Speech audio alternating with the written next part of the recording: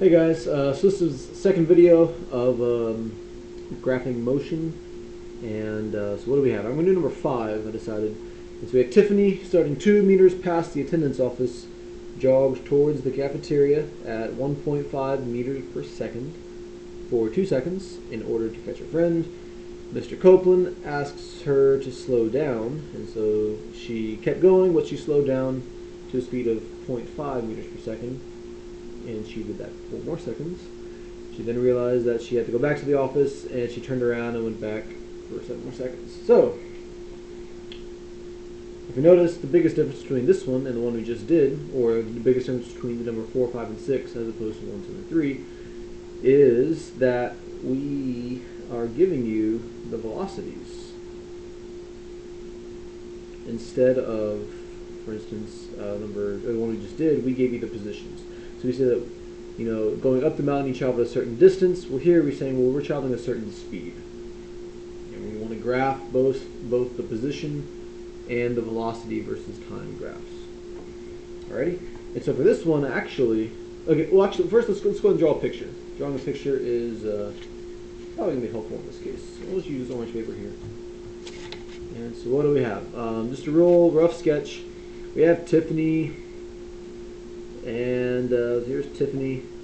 She starts, here's the office, and she starts 2 meters away. And then she is traveling 1.5 meters per second. And then Mr. Copeland tells her to slow down. So here's Mr. Copeland. Yeah, whatever. And so after that, she slows down. So now she's going 0.5 meters per second. And then here, she realized she has to go back. So she's like, uh-oh. So she realizes she has to go back. And here she's traveling 1 meter per second for 7 seconds. Alrighty. And so first thing that you may notice is, hey, look. We're traveling to the right, and then here we're going to the left. So when we're talking about velocity, remember velocity includes both speed and direction.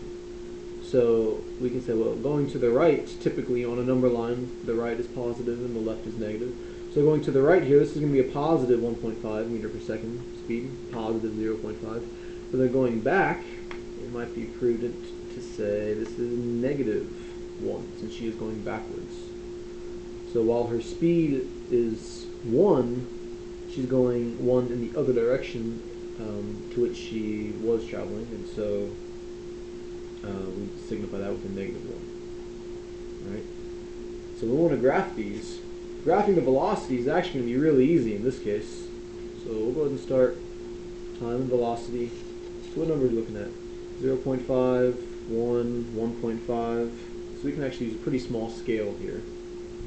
So starting we have 0. You can go by halves. So 0.5, 1. That's probably all I need actually. Negative 0.5, negative 1. In time, what are we looking at? We have 2 seconds, 4 seconds, 7 seconds, up to a total of 13 seconds. We have 12 blocks, so I'll just go ahead and add an extra block at the end. So.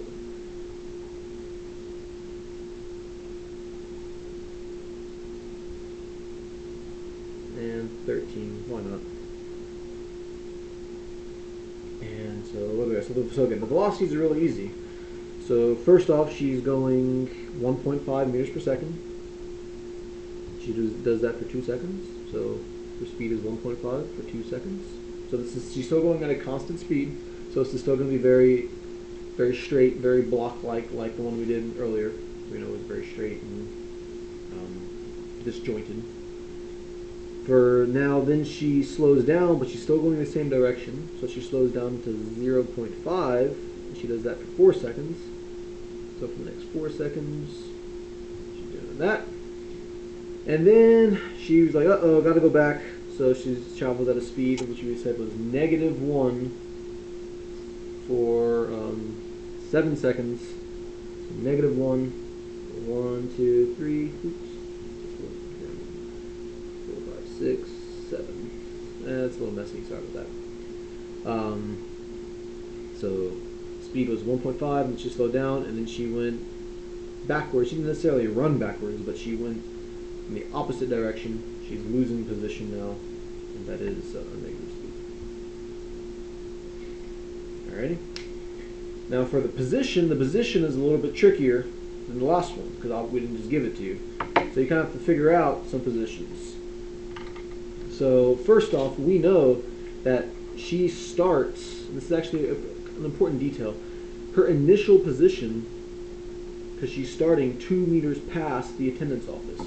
So we're already referencing the attendance office as some sort of reference point. She started 2 meters from the office.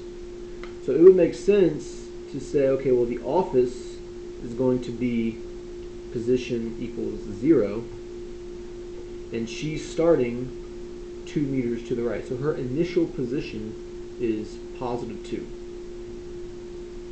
So initial position, this is positive 2, not plus 1, excuse me, positive 2, and times 0. Then she travels 1.5 meters per second for 2 seconds. So for 2 seconds. So if she travels 1.5 meters per second for 2 seconds, how far does she go? So 1.5 meters per second, 1.5 meters a second for a total of 3 meters. So she traveled 3 meters. So if she started at 2, and then she went 3 more, her new position is 5. So she's now 5 meters away from the office. She started 2 meters away, went 3 more, so she's 5 meters away. And it took her 2 seconds to do that, so at time 2. And I'm writing this down because this is going to help us with our graphing. Alright, and then, so then she goes 0.5 for 4 seconds. So again, she's going half a meter for 4 seconds. That is going to be 2 meters total. So half a meter times 4 is 2 meters. So she was at position 5. Now she traveled 2 more meters. So now she's at position 7. And that took her 4 seconds. So 4 seconds after 2 is 6. I guess we probably should be putting units on these to be perfectly accurate here. And then she realized she had to go back. So for 7 seconds, she went negative 1 meter per second. So this is for 7 seconds. Hey, that's no coincidence. Her position was 7. She traveled back 7 meters. Negative 1 times 7 seconds. So she's going to end up back where she started, or back at the office. So 7 seconds later, so at time 13 seconds, she's at a position of 0. Alright, so then she went she went 3 meters on the first leg, 2 meters on the second leg, and then she went back 7 meters on the final leg to go back to the office. So you're given the velocities, you have to actually find the positions. And so now we can graph this, and since we've kind of laid it all out like that, the graph should be fairly easy. I'm trying to get it all on the same screen here so you can see this. So time, again, have the same time scale. Have an extra block. And if you notice, we have no negative positions. We just have 0, 2, 5, 7, 0. We're not going, if office is the reference point, we didn't go to the other side of the office. We stayed on the same side of it. So we can just start at 0. And 1, 2, go by ones, it should be enough. So what are we at? She starts at time 0, her initial position starting 2 meters past, so she starts at position 2 at time 0. Start the stopwatch, she's running too fast. She goes to position 5, or excuse me, position 5, here's our position. So she goes up to position 5, and it takes her 2 seconds to do that. Then she's like, uh-oh, gotta slow down. So in 4 more seconds, she makes it to position 7. So she travels 2 more meters. 1, 2, 3, 4 seconds. Notice this line is not going to be, we can actually draw the lines in. Here, this slope is more than this slope because she's walking faster in that leg, whatever the slope is the speed. And then she's like, oh, gotta go back. So it takes her 7 seconds to go all the way back to the office, which was at position 0. So position 0, 7 seconds later, it's 13. It's about here. Bada boom. We have our position first time graph. Alright, so what's a little bit different about this, we don't give you we give you an initial position. So hey, she started at 2, so you know where to start your graph.